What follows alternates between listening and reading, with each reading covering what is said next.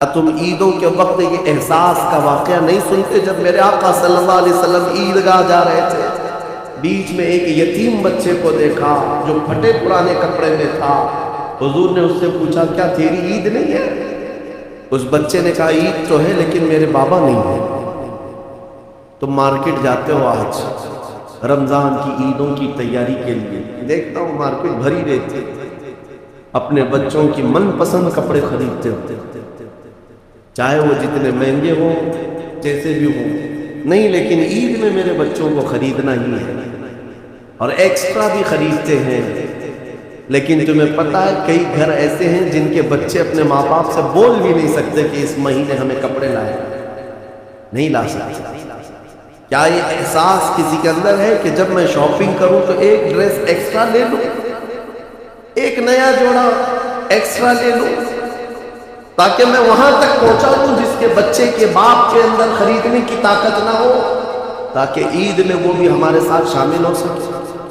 کیا تم عیدوں کے وقت یہ احساس کا واقعہ نہیں سنتے جب میرے آقا صلی اللہ علیہ وسلم عیدگاہ جا رہے تھے، بیچ میں ایک یتیم بچے کو دیکھا جو پھٹے پرانے کپڑے میں تھا۔ حضور نے اس سے پوچھا کیا تیری عید نہیں ہے؟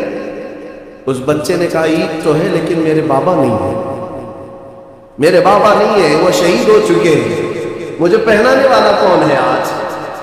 وہ کائنات کے آقا و مولا جو انیس بے کساں ہے، چارہ ساز درد مندہ ہے، اس یتیم کو اٹھا کر اپنے گھر لائے اور اپنے ہاتھوں سے نہلایا، حسنین کریمین کے کپڑے پہنائے، عیدگاہ جانے کے وقت واپس آ کر کے، اور پھر اس بچے کو اپنے کندھوں پر سوار کر کے عیدگاہ لے جانے کا۔ کون ہے یہ جو احساس رکھتا ہے؟ حسن و حسین انگلی پکڑ کر کے چل رہے ہیں اور یتیم بچہ کندھے پر سوار ہے، مصطفیٰ کریم کے کندھے پر سوار ہے۔ بلکہ اس دن دیکھنے والے صحابہ اش اش کرتے رہ گئے، اور کئی بچے تو یہ تمنا کرتے رہ گئے کاش ہمارے بھی باپ مرے ہوتے تو میرے آقا کندھے پر اٹھائے ہوتے، یتیم ہوتے ہم۔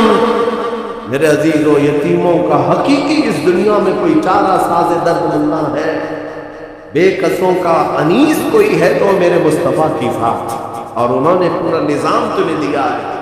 یہ صرف سنانے کے لیے نہیں، یہ کوئی کہانیاں نہیں ہیں جو تمہیں سنائی جاتی ہیں، تمہارے عمل کے لیے ہے کہ اپنی زندگی میں تمہارے پاس جو چیز بھی آئے اس کا ایک حصہ ان لوگوں کے لیے خاص کر دو، کیونکہ قرآن میں ہے وَفِي أَمْوَالِهِمْ حَقٌّ لِلسَّائِلِ وَالْمَحْرُومِ۔ غریب لوگ قیامت کے دن مقدمہ کریں گے، مولا ہم کو تو نے کیوں نہیں دیا مال، ہم کو مال نہیں دیا، ہمارے پاس اتنے اسباب نہیں تھے۔ رب تعالیٰ فرمائے گا تمہارا مال بھی دیا تھا امیروں کے پاس، تو غریب کہیں گے انہوں نے تو ہمیں نہیں دیا، ان کے پاس میں نے تمہارا حق رکھا تھا، وہ کہیں گے ہمارا حق تو انہوں نے دیا ہی نہیں، زندگی پر وہ خود کھاتے رہے۔ اس بات پر ان امیروں کی پکڑ ہوگی، میں نے تمہیں جو مال دیا تھا وہ سب تمہارے عیش کے لیے نہیں، مانگنے والے اور محروم لوگوں کا حق بھی میں نے تمہارے مال میں رکھا تھا۔ تم یہ سمجھتے رہ گئے کہ سارا مال ہمارا ہے، کیوں دیں گے ہم دوسروں کو؟ جس قدر دو گے اللہ اتنا نوازے گا، اس کا وعدہ برحق ہے، اس کا وعدہ برحق ہے۔ اللہ تعالیٰ فرماتا ہے بنی آدم تم مجھے دے دو اپنا صدقہ، میں تمہارے صدقے کی ایسی حفاظت کروں گا کہ قیامت تک نہ جلے گا نہ گھٹے گا۔ جب سب سے زیادہ تجھے حاجت ہوگی اس دن میں قیامت کے دن تیرا سارا مال نفع کے ساتھ لوٹاؤں گا، نیکیوں کے ساتھ لوٹاؤں گا، یہ اللہ کا وعدہ ہے حدیث میں۔ لیکن یہاں لوگوں کو ایسا لگتا ہے کہ ہم کچھ دے دیں گے تو گھٹ جائے گا۔ میرے عزیزوں، ایکسٹرا خیرات کرنا تو دور کی بات ہے، 2.5% جو زکوٰۃ ہے وہی لوگوں کی باقی رہ گئی ہے، ابھی 2.5% یہ نہیں نکال پاتے، دوسرا کیا خیرات کریں گے؟ اللہ نے 97.5%، 97.5 آپ کے پاس چھوڑ دیا ہے کہ یہ سب مال تمہارا ہے، 2.5 خالی دے دو اللہ کی راہ میں، اس پر بھی لوگ سانپ کی طرح بیٹھے ہوئے ہیں۔ کتنوں کی تو زکوٰۃ نہیں نکلتی، ہیلے بہانے کہ ہمارے مال میں کیا اس پر بھی زکوٰۃ ہوگی، اس پر بھی زکوٰۃ ہوگی۔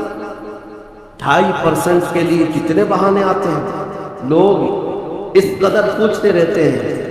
تم جب رات کے وقت عیاشی کرنے کے لیے جاتے ہو تو کسی سے سوال نہیں کرتے کہ یہ مال اتنا دوں یا نہیں دوں, اتنے کی ہوٹل بازی کروں یا نہیں کروں, کسی سے نہیں پوچھتے.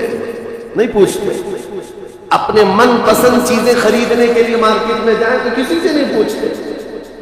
لیکن اس کے لیے کئی مسائل پوچھے جاتے ہیں, کیا اس پہ بھی زکات ہے, اس پہ بھی ہے, سونا ہے, چاندی ہے, مال تجارت ہے, دکانوں میں جو تمہارے مال رکھا ہوا ہے اس پر زکات ہے, ہر سال زکات ہے. تم نے اپنی دکان میں 10 لاکھ کا مال رکھا ہے تو اس پر زکات ہے, 1 لاکھ کا مال رکھا ہے اس پہ زکات ہے, اور تمہارے گھر میں سونا اور چاندی جو جمع ہے اس پر زکات ہے. مسلسل میرے پاس سوال آتے ہیں کہ سونا بھی ہے ہمارے پاس, چاندی بھی ہے, لیکن پیسہ نہیں ہے, زکات کیسے دیں گے؟ میاں کیوں رکھے ہو پھر سونا چاندی, اس کو کاٹ کے دو زکات. اگر پہننے کا اتنا شوق ہے تو پھر زکات بھی دو, ورنہ یہ مال قیامت کے دن تمہارے گلے کا سانپ بنا جائے گا, اور قبر میں ایک سانپ اس پر مسلط کیا جاتا ہے جو زکات دبا کر کے رکھتا تھا, وہ اس کی ناک کی ہڈی کو قیامت تک چوستا ہے وہ سانپ, اور وہ ہٹانے کی کوشش کرے گا میت کہ ہٹ جا, تو سانپ اس سے کہے گا کہ کیوں تو مجھے ہٹاتا ہے, میں تیرا وہی پسندیدہ مال ہوں جس کو تو دبا کے رکھتا تھا. یہ مال اژدہا اور سانپ کی شکل میں قبروں میں قیامت تک ہوگا. اپنے احساس کو زندہ کریں. میں ایک بات بتاتا ہوں, اسلام کا نظام, میرے آقا صلی اللہ تعالیٰ علیہ وسلم مسجد نبوی سے باہر نکلے. حضرت ابو ہریرہ کہتے ہیں میں اس دن بہت بھوکا تھا, سوچا کہ حضور سے شکایت کروں. جب میں باہر نکلا حضور نظر آ گئے, میں نے کہا یا رسول اللہ پیٹ. انہوں نے دکھایا پیٹ. حضور پاک صلی اللہ تعالیٰ علیہ وسلم نے اپنا جبہ اٹھایا تو 2 پتھر بندھے ہوئے. کہا ابو ہریرہ میرے گھر میں بھی 3 دن سے کھانا نہیں بنا, لیکن چلو میں تمہیں ساتھ لے کر چلتا ہوں, کچھ کھلا دے. ساتھ ابو ہریرہ چلتے رہے, سیدھے حضور پاک صلی اللہ علیہ وسلم حضرت ابو ایوب انصاری کے مقام پر. یہ صحابی حضور کے میزبان جو پہلے مدینے میں میزبان تھے, ان کے گھر گئے. حضرت ابو ایوب کو پکارا کہاں ہے, ساتھ میں حضرت ابو بکر اور حضرت عمر بھی آ گئے تھے راستے میں. وہ آئے, حضور نے فرمایا گھر میں کھانے کو کچھ ہے؟ اس صحابی نے کہا یا رسول اللہ بکری کا ایک چھوٹا بچہ ہے, ذبح کر دوں اگر آپ کو. آپ نے فرمایا ذبح کر کے سالن بنایا. یہ 4 مہمان ہیں حضور پاک صلی اللہ علیہ وسلم, حضرت ابو ہریرہ, حضرت ابو بکر, حضرت عمر دسترخوان پر بیٹھے. حضرت ابو ہریرہ کہتے ہیں لذیذ سالن بنا تھا, کئی دنوں کے بعد تو گوشت کے سالن کی خوشبو آئی. جب دسترخوان پر آیا میرے آقا صلی اللہ تعالیٰ علیہ وسلم نے ابو ایوب سے کہا ایک اور کٹوری ہو تو لاؤ. سالن کو آدھا, سالن کو نکالنے کے بعد میرے آقا فرماتے ہیں جاؤ میری بیٹی فاطمہ کے گھر دے آؤ, پچھلے 9 دن سے اس نے کچھ نہیں کیا, 8 دن سے فاطمہ چلتا ہے. بہرحال وہ اہل بیت کا گھرانہ رسول اللہ کے عطرت ہے, لیکن بتانا یہ ہے کہ میرے آقا اس دسترخوان پر بیٹھ کر کے بھی احساس رکھتے ہیں کہ کس کے گھر میں کھانا نہیں ہے. ہمارے گھروں کے اندر آج جس طرح سے مرغن غذائیں کھائی جا رہی ہیں, کیا کبھی احساس کیا کہ کوئی اور بھوکا ہوگا؟ اس ماہ پاک میں اپنے ہاتھوں کو کشادہ کر دو اے مومنوں. اللہ دینے والا ہے, جتنا تم دو گے اس سے کئی گنا زیادہ اس کا وعدہ ہے وہ تمہیں نوازے گا, 70 گنا زیادہ نوازے گا.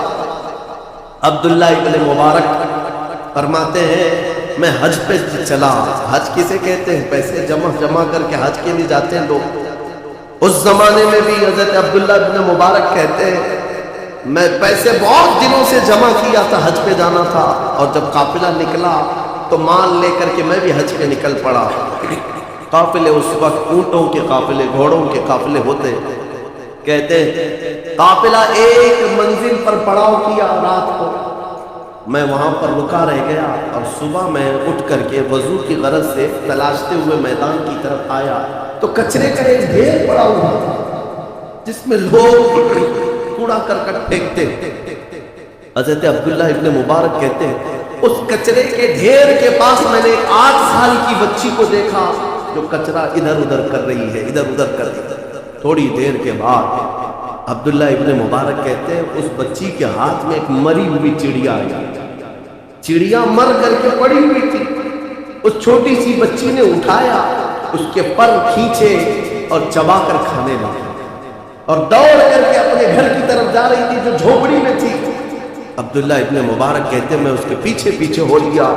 وہ لڑکی گئی تو اپنے گھر میں ایک اس کا چھوٹا بھائی بھی اس کو کھلا رہی ہے مری ہوئی چڑیا. آپ نے اس بچی کو پکڑ لیا اور کہا بیٹا یہ مری ہوئی چڑیا ہے، اسے تو کھا رہی ہے؟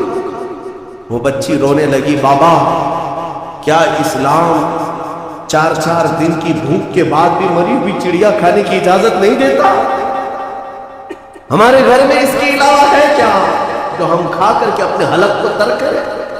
4 دن کے فاقے کے بعد بھی ہم مری ہوئی چڑیا نہیں کھا سکتے. عبداللہ ابن مبارک کی آنکھیں بھیگ گئی. آپ نے اپنے حج کے سفر کا جتنا مال تھا، جو پیسے تھے، سب ایک چادر میں جمع کیا اور سب اٹھا کر کے اس بچی کو دے دیا. کہا بیٹا اس سے تو اپنی زندگی گزار، آئندہ مری ہوئی چڑیا کبھی نہ کھانا. پورا مال دے دیا. اب حج پہ جانے کے لیے پیسے بھی نہیں ملے. قافلہ چل پڑا لیکن عبداللہ ابن مبارک بیچ راستے سے اپنے گھر چلے آئے. لوگ کہتے رہے، لوگ کیا بولیں گے حج پہ گئے، نکلے بڑی شان سے اور بیچ راستے سے تم لوٹے جا رہے ہو، حج پہ نہیں جاؤ گے؟ عبداللہ ابن مبارک نے کہا میرا حج ہو گیا، میرا حج ہو گیا. میرے مصطفیٰ کی امت کے غریب کے حلق کو تر کرنا یہ میرا حج ہے. چلے آئے واپس. حج کا موسم نکل گیا. جو خراسان سے، جو ان کے علاقے سے حاجی گئے تھے حج کے لیے، وہ حج کر کے جب واپس لوٹے تو لوگ پوچھ رہے تھے حاجی صاحب کیسا رہا حج؟ تو ہر کوئی کہہ رہا تھا ہمارے حج کا کیا کہنا، ہم عرفات میں عبداللہ ابن مبارک کے ساتھ دعا کر رہے تھے، مینا میں عبداللہ ابن مبارک کے ساتھ کنکریاں ماری ہیں، ہم طواف کعبہ میں عبداللہ ابن مبارک کے ساتھ تھے. ہر حاجی کہہ رہا ہے ہم عبداللہ ابن مبارک کے ساتھ تھے، جبکہ گاؤں والے دیکھ رہے ہیں کہ عبداللہ ابن مبارک تو یہی موجود تھے. لوگ جا کر کے پوچھتے یہ کیا ماجرا ہے؟ ہر کوئی کہہ رہا ہے کہ آپ کے ساتھ حج کیے، ہم تو آپ کو یہاں دیکھ رہے ہیں. ان کی آنکھیں بھیگ گئی اور کہا مولا میرا قادر مطلق ہے. جب اس کی رضا کے لیے ایک غریب کی مدد کی گئی تو اللہ نے عبداللہ ابن مبارک کی شکل کا ایک فرشتہ بھیجا جو ان کی طرف سے پورے حج کے ارکان ادا کرتا رہا.